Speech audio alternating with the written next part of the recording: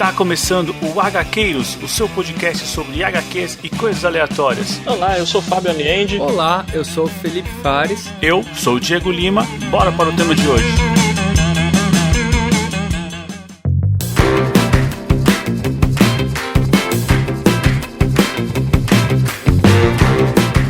Avante, HQueiros, eu sou o Diego Lima e eu sou a sua próxima obsessão.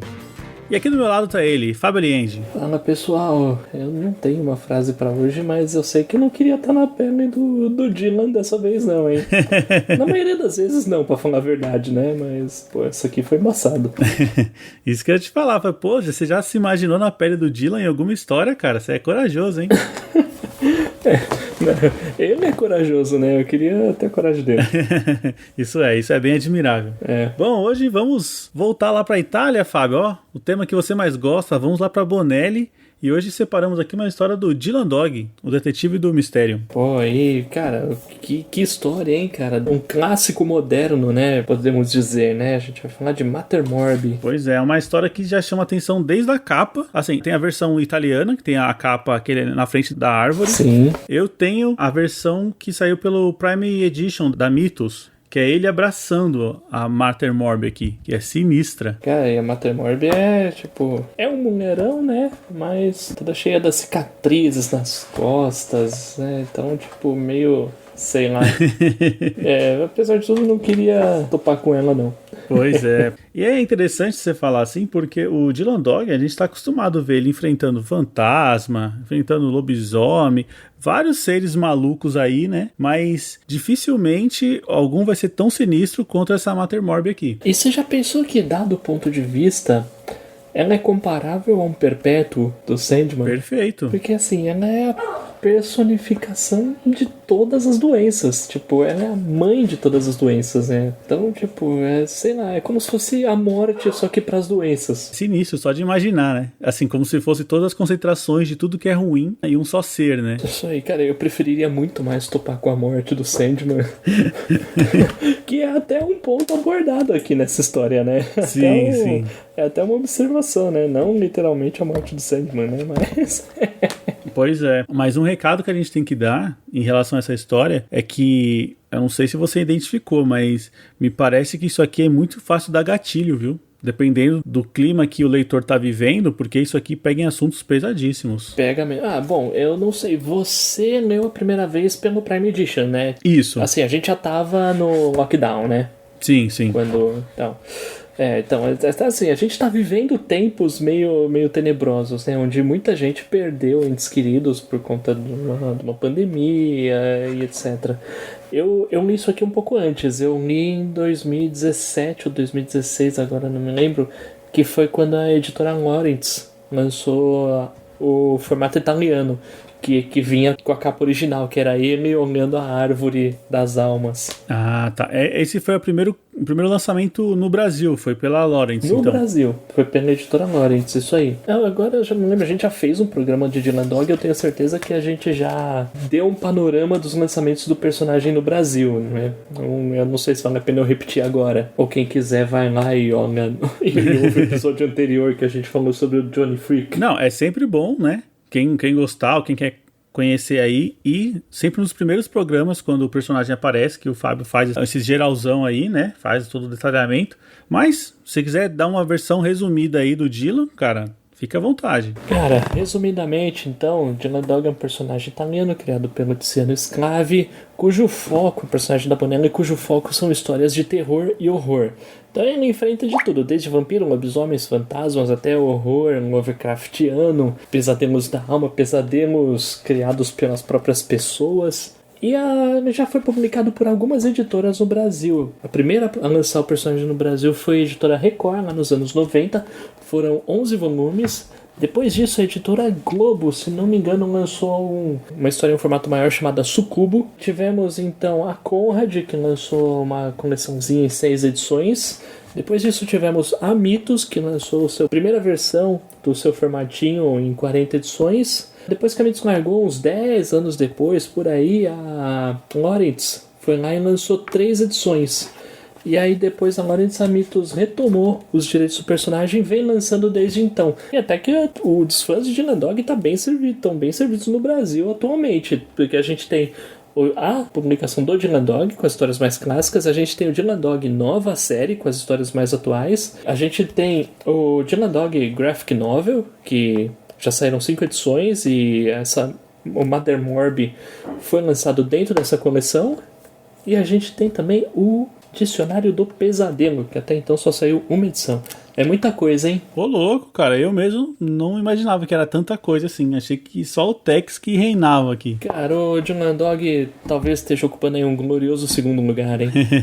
Na Itália ocupou o segundo lugar por muito tempo. Acho que até chegou a passar o Tex há alguns anos aí, hein? Nossa, surpreendente, hein? Sim. Você falou que ele foi criado pelo Tiziano Scalzi, mas essa história de hoje, ela não é dele, né? Ah, não. Essa história é um ponto de virada, assim, magnífico, né? Porque, como eu falei, o Dylan Dog, quando foi lançado lá em meados de década de 80, 90, foi uma coqueluche, né? Foi um sucesso estrondoso.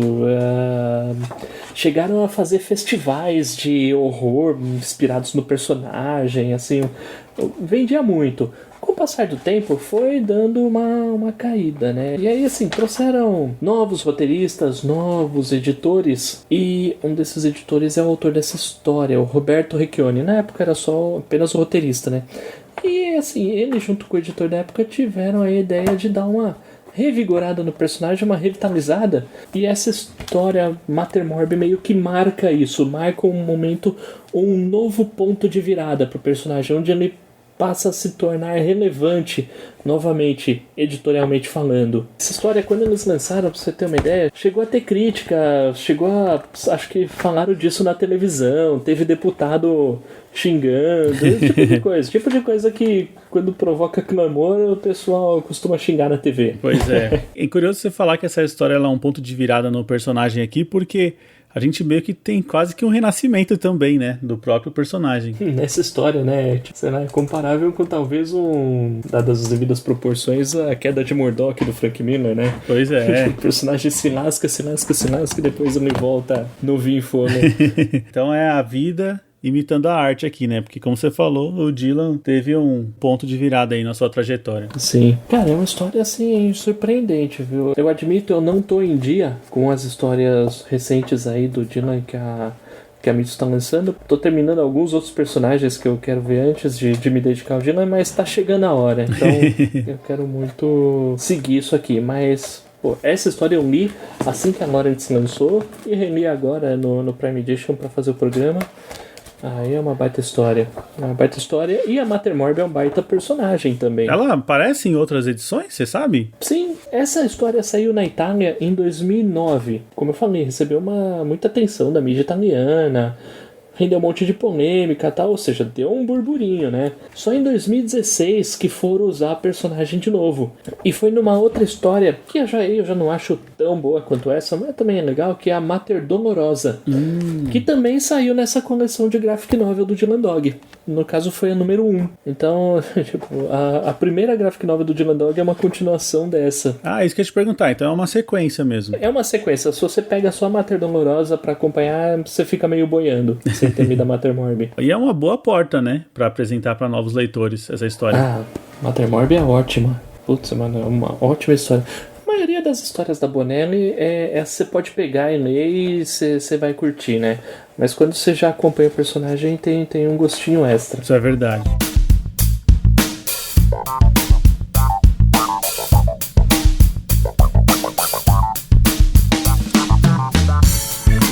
E aí, Fábio, tem um recado pra hoje? Hoje sim, hein? Ah, beleza, hein? Do jeito que a gente gosta. É, com certeza. Vamos ouvir o áudio aqui do nosso ouvinte Tony. Vamos lá. Avante, HQeiros, Tony na área, atrasado com relação ao dia, que geralmente eu pego pra comentar no dia que sai o episódio, geralmente algumas horinhas depois, já ter ouvido o episódio, reescutado e ter meditado nos temas. Então, esse foi o início mais estranho que eu já tive. Porque com relação à Astronauta do Danilo Begutti, Eu não comecei com Magnetar, eu comecei por Assimetria. Dali eu fui partindo pro resto, porque pra mim eram aventuras isoladas e tal. No final eu acabei descobrindo que não é bem isolado, tem uma ordem a seguir.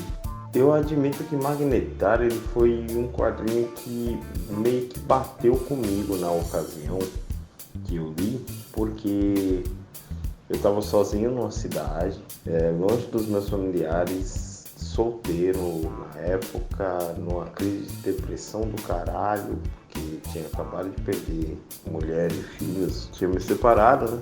E o quadrinho em si, ele meio que conversou comigo nesse aspecto, ele me atingiu emocionalmente e tal, e como aquela parte que ele representa 186 dias de rotina, pra mim foi muito marcante, sabe? Eu não tenho palavras para descrever esse quadrinho, senão tocante.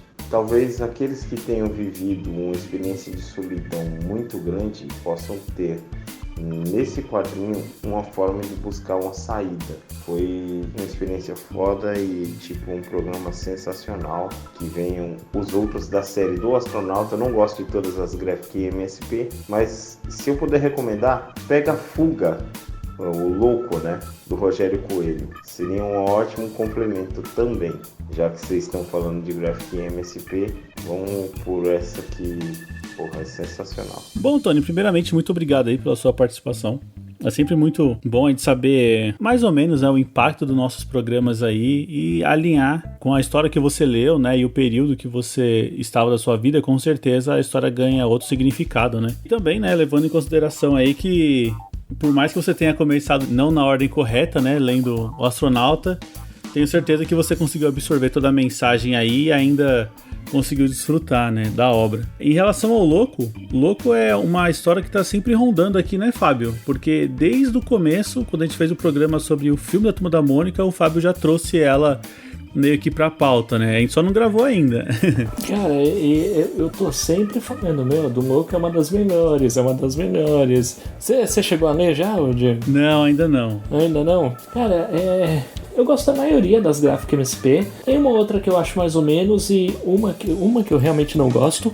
Mas, pô, no geral ela tem um saldo muito bom. A última que eu li, eu sei que você leu também, é o do Franjinha. Ah, e aí, gostou? Puta, muito boa, muito cara. Boa, muito né? Boa. Ah, muito legal mesmo. A do Louco eu tô sempre falando.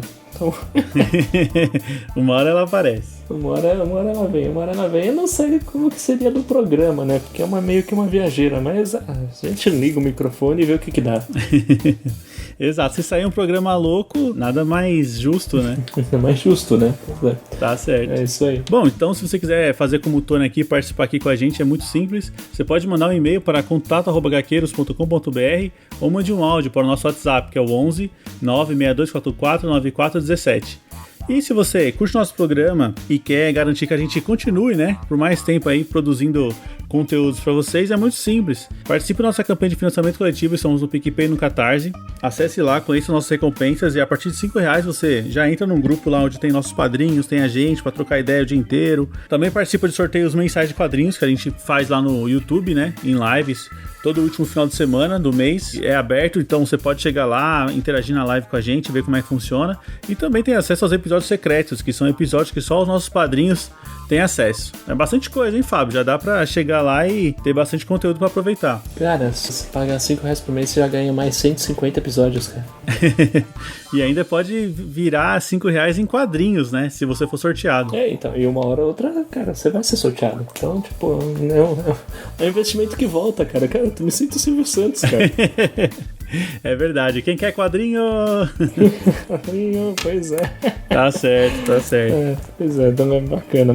Bom, então já que estamos aqui falando de padrinhos, de recompensa e tudo mais, vamos agradecer os padrinhos que participam da recompensa de ter o nome citado aqui no programa.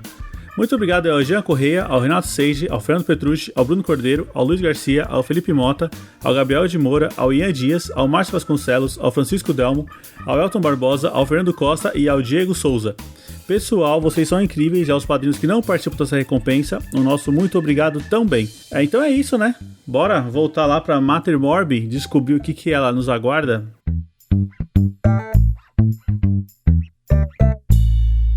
Bom, Bom, Fábio, primeiramente, antes da gente entrar na história propriamente dito, eu não sei você. Na verdade, eu até sei, tá? Eu até sei sua resposta. Mas a arte disso aqui é uma coisa fabulosa, hein, cara? Cara, ainda ela abre como algumas páginas coloridas. Eu me lembro, a edição da Lawrence, acho que não era assim, era tudo em preto e branco. Mas, cara, seja colorido, seja o preto e branco, eu não sei o que é melhor, cara. Porque mesmo quando é preto e branco, quando entra o flashback, ele assume um tom de cinza, e o lápis já não é tão firme, o lápis já fica um pouco mais desfocado para destacar o flashback. Então, cara, realmente uma coisa de louco essa arte. No padrão Bonelli, né? Sim, é padrão, né? Esse artista aqui, ó, o Máximo, né? Máximo Carnevale. Você já conhece algum outro material que ele acompanha, algum personagem? Ou só aparece aqui no Dylan? Eu vi ele a primeira vez aqui, puxando de memória assim, eu não lembro dele ter feito mais nada. Mas, vamos dar uma olhadinha aqui, eu acho que alguma coisa deve ter, cara. Ele tem alguma referência ali no Alberto Breccia, né? Quem não tem, né? quem não tem uma referência no Breccia, né, cara? É difícil. Sim. Mas o cara é tão bom que a gente fica bem visível. Porque às vezes o cara tem referência, mas desenha mal. Né? Também tem isso. Sim. Cara, joguei aqui no Google o que tem e me veio um text dele aqui, cara. Agora interessou, hein? Nossa, olha isso, cara. Ele é o criador das capas do Y, o Último Homem, cara. Ô, louco, que legal, cara. Pô, legal mesmo. Ah, não, ele fez mais trabalho aqui. Fez histórias de Mass Effect, Exterminador do Futuro, Conan o Bárbaro, da Dark Horse, cara. É meio rodadinho assim. Muito bom, cara, muito bom. Ah, os Northlanders também, da Vertigo. Mas porra, Bonelli aqui só tá falando de Dylan Dog, cara. E o do Tex, que você viu? Cara, do Tex eu vi, talvez fosse um desenho que ele fez porque gosta. Porque tá. Não tá falando de nenhuma história que ele tenha feito, não. Ele tava tentando uma vaguinha ali. Enfim, você ouvinte que está ouvindo e quiser mandar mensagem pra dizer aqui mais coisas onde o Máximo Carnevale trabalhou, por favor, estamos no aguardo. Isso aí, porque quando a gente gosta de um artista, a gente quer tentar trazer, né, o histórico dele, ver quais são as outras obras, porque quando o cara é muito bom, é muito pouco ele ficar ali, né, muito restrito. Pronto, cara, Y, o Último Homem, cara. 10 volumes, cara. Mas aí, Fábio, vamos pra nossa história? Cara, vamos lá. Essa história, assim, ela...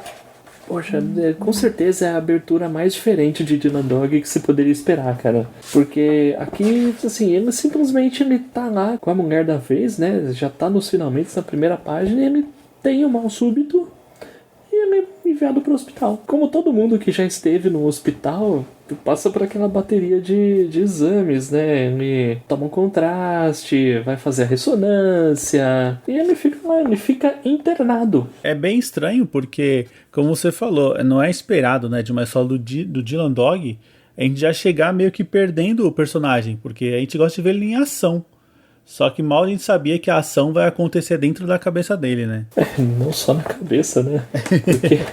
não só na cabeça, porque assim, depois que ele é passado por uma bateria de exames, o médico, né, responsável pelo caso dele, tá lá falando com ele e a gente fala, olha, a boa notícia é que essa doença que você tem não é nenhuma conhecida pra nós. Aí ele fala, que bom, quer dizer que eu tô morrendo e vocês não sabem o que é.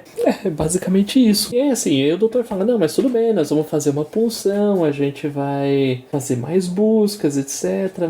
Mas os caras vão fazer uma cirurgia pra tentar tirar alguma coisa pra estudar e descobrir o que é, cara. Tipo, como você falou, tem muitos gatilhos aqui. Pra quem tem fobia de hospital, fobia de médico, essas coisas, a hora que o cara começa a falar de biópsia, de endoscopia, gastroscopia, arteriografia, você começa, tipo, enfiando tubos no corpo dele, enfiando coisas no corpo dele, você começa a pensar, já começa a ficar meio indisposto.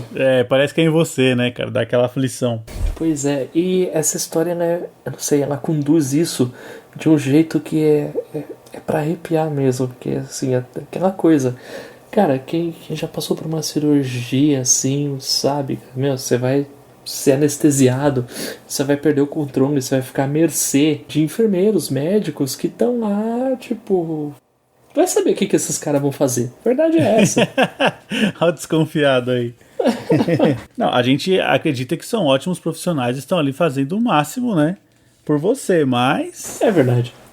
Cara, e nessa história, quando o Dylan é anestesiado, e assim, primeiro ele tá num ambiente totalmente clean, limpinho, etc. E tipo, tem toda uma equipe cuidando dele. Meu, ele é anestesiado, ele acorda num lugar. Ele acorda em Silent Hill, cara. Eu ia falar isso, cara. Me lembrou muito os cenários do Silent Hill, né? Tipo, um negócio sujo, decadente. Tipo, onde tem milhares de pessoas acomodadas em camas no mesmo ambiente. E tipo, ele tá sendo cuidado por uma enfermeira gordinha, tipo, fumando na cara dele. Um negócio completamente, tipo... Com certeza alguém que passou por uma cirurgia não devia estar num lugar desse, sabe? Exato, no mínimo limpo, né? Deveria ser o lugar. No mínimo, né? No mínimo devia ser limpo. E aí ele começa a falar, pô, mas eu não devia estar aqui. Tem lá o doutor que tá me acompanhando. A enfermeira fala assim, meu, não sei quem é esse doutor, não. E aí você realmente começa a pensar, pô, será que isso aqui tá na cabeça dele? O que será que tá acontecendo? A gente se sente tão perdido quanto ele. Exato, é um grande triunfo, né, desse roteiro, dar essas dúvidas, assim como o personagem também está. Cara, além das dúvidas, a agonia, cara, porque, meu, tá a hora que ele tá lá vestido em roupas cirúrgicas, e a hora que ele levanta, ele vê que o peito dele inteiro foi aberto e tá costurado, cara. Meu, você pensa, mano, o que é arrancado desse cara? O que deixaram lá dentro? Pois é, acho que essa é a grande pergunta, né? O que sobrou? E começam a chamar ele por outro nome. Começam a confundir ele com o tal de Sr. Carver. É angustiante, né? E tudo isso é entrecortado com alguns pesadelos que ele passa a ter. Lendo alguns comentários do autor, assim, a ideia era passar isso mesmo, né? O que um doente passa? Quais são os sentimentos que um doente passa quando ele está internado? Quando ele... porque assim, um doente é... Uma pessoa que fica internada é uma pessoa que perdeu a sua liberdade, perdeu o seu... não talvez o seu direito de ir e vir, mas a sua condição de ir e vir. E sem contar a fragilidade que ele passa a ter, né? Pois é. E esses elementos vão ficando cada vez mais latentes aqui ao longo da história quando ele encontra com o Vincent, né? Que é o garoto que meio que vai conduzindo o Dylan aí no meio desse pesadelo, digamos assim. E aí começam a surgir aquelas dúvidas que eu acho que é a grande bandeira aqui dessa história, que é sobre o papel do médico, sobre a questão de... Você acha mesmo que eles querem derrotar as doenças? Você não acha que isso aqui é um mercado lucrativo para todo mundo, né? Manter pessoas no hospital? Então ele começa a jogar várias questões que você fala, meu, caraca, tem gente brincando com a vida dos outros, né? Será que é assim mesmo que funciona? No fim vira tudo um negócio, né? Eu não sei bem se é exatamente brincando, né? Porque quando efetivamente a Mater Morbi aparece na história, ela fala, meu, esses caras aí, eu dou umas migalhas pra eles e em troca do resto. Então, tipo assim, E também meio que os médicos também não têm escolha, sabe? Uhum. Tipo, é essa impressão que passa a deixar. Quando ele entra no reino da Mater Morbi, tipo, você fica totalmente à mercê dela. Você não tem escolha. Não é um médico que vai te salvar, a menos que a Mater Morbi permita. Mas me parece que há aquele jogo, né? Onde a Mater Morbi ela se diverte com aquele, como o próprio Vincent fala, né? O vivo-morto. Que é a pessoa que tá ali sendo mantida viva. Ela já não tem mais a vida dela, né? Ela só tá sendo mantida viva ali numa cama de hospital. Não sei, cara, parece aquela bandeira meio a favor da eutanásia, sabe? Meio que, cara, as pessoas têm que decidir o seu destino e não uma organização ou manter uma pessoa nessa situação seja justo. Eu não sei, cara, são várias questões aqui. Eu acho que, putz, cara, é um tabu e... Puta, e tem toda a... E, tipo, não é um tabu sem motivo, sabe? Uhum. Porque quantas vezes eu não ouvi ou você não ouviu alguém dizendo, tipo, putz, se eu ficar muito doente, eu mesmo tiro a minha vida. Tipo, quantas vezes a gente não ouviu conhecidos nossos dizerem isso, e quantas vezes a gente não soube que isso aconteceu mesmo. Tipo, gente que descobriu que tem um câncer e em vez de passar pelo sofrimento, resolver acabar com tudo logo de uma vez. Sempre tem aquelas histórias de pessoas que descobrem, né, o caso de uma doença terminal e ela tá com foda-se. Tipo, cara, eu não vou perder meu tempo indo pro hospital e tal, vou continuar vivendo a minha vida da melhor maneira possível, né? Mesmo que eu viva alguns meses a menos, sei lá. Bom, a gente tem aí um caso recente que foi o do George Pérez, né?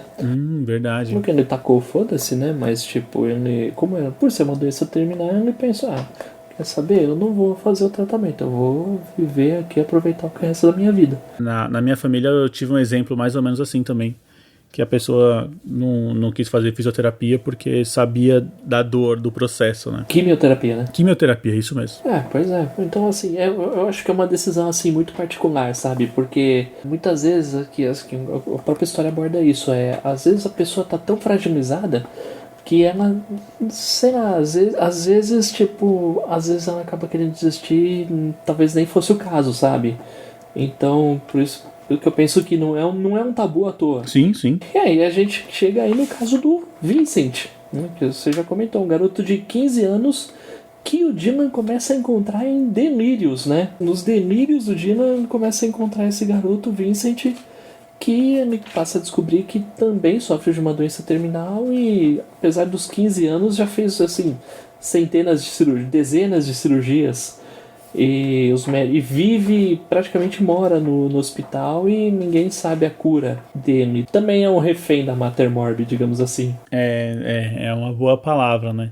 Porque, como você falou, é a troca, né? Ela salva uns pra manter outros, né? Exatamente, ela salva um e mantém outros. E a condição do Dylan vai piorando cada vez mais. Os médicos não sabem o que fazer. Ele vai parar na UTI e aí que ele fala, a pessoa lá não passa de um objeto. Tem uma frase aqui lá, o paciente lá não é um homem, é um carro com defeito.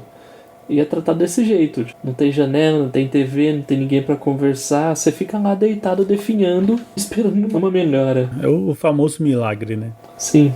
Cara, essa história ela é repleta de cenas, assim, memoráveis, né? Você mesmo já falou da capa da versão italiana, que é ele de frente com a árvore.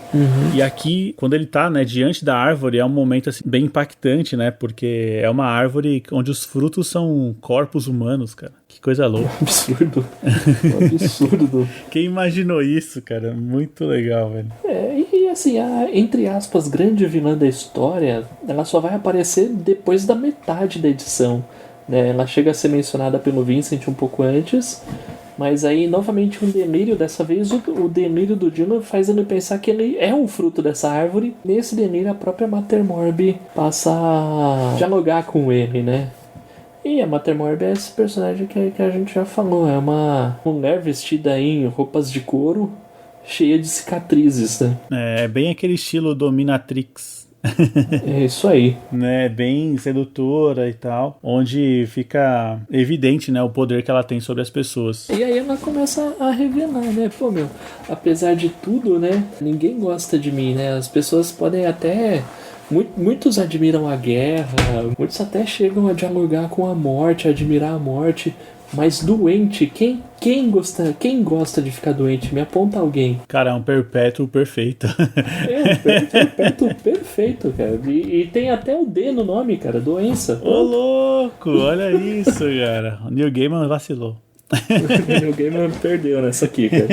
No fundo, a Mater Morbi fica meio que tentando o Dylan pra meio que ela acabar se rendendo a ela. É meio que isso.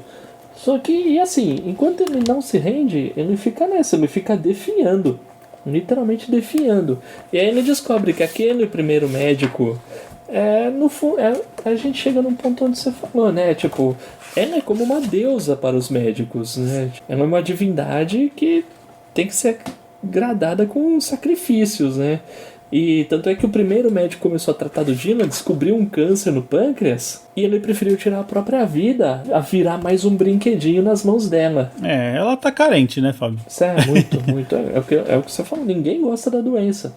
Cara, a gente não adora a morte lá do Neil Gaiman, cara. Pois é. Então, dessa aqui ninguém gosta. É um negócio, cara. Você vai para um hospital, cara, a única coisa que você quer é sair de lá, cara. Pois é. Enquanto isso, a gente também tem aquele diálogo ético, né, que a gente já vinha falado. tem o doutor que tá cuidando dele, que tá, assim, fazendo de tudo pra tentar manter ele vivo. E tem o cara que, lá que tá pensando, olha, esse cara aqui, ele só tá respirando porque a gente botou ele numa máquina. Ele não vai se curar, não vai acontecer nada. A gente só tá prolongando a agonia dele. Talvez fosse melhor deixar ele morrer com dignidade. Caraca, que visão, né, cara? Tipo, é o mínimo que se pede, né? Não sei qual é o sentimento do paciente, né? O paciente tem esperança, né? O paciente tem esperança, pô. Mas é interessante que, mesmo sendo uma história onde o Dylan Dog ele é bem vítima, né, da situação e fica muito sem poder agir, ele só vai assistindo tudo aquilo e raciocinando, né, sobre as informações que a Mater Morbi vai passando.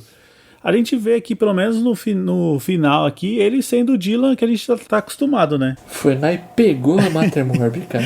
Caraca, velho. O Dylan que pega fantasma, pega qualquer coisa, pegou a Mater Morbi, cara. Aí sim, agora voltou pra raiz. É verdade. Não, que jeito de se livrar da doença, né?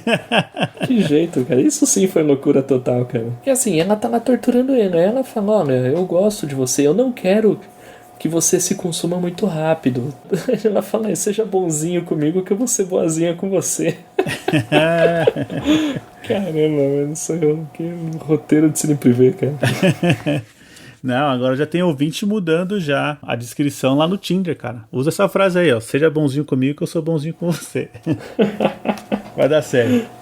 É verdade, é verdade. E é isso aí, no fim o Dylan manda lá o discurso dele, né? Ó, eu já percebi que você é profundamente solitária. Ele fala, alguém já escreveu alguma poesia sobre você? A morte e a guerra tem uma coleção inteira. E realmente ela fala, ó, assim, as pessoas podem ter medo da morte, mas é a mim que elas realmente odeiam.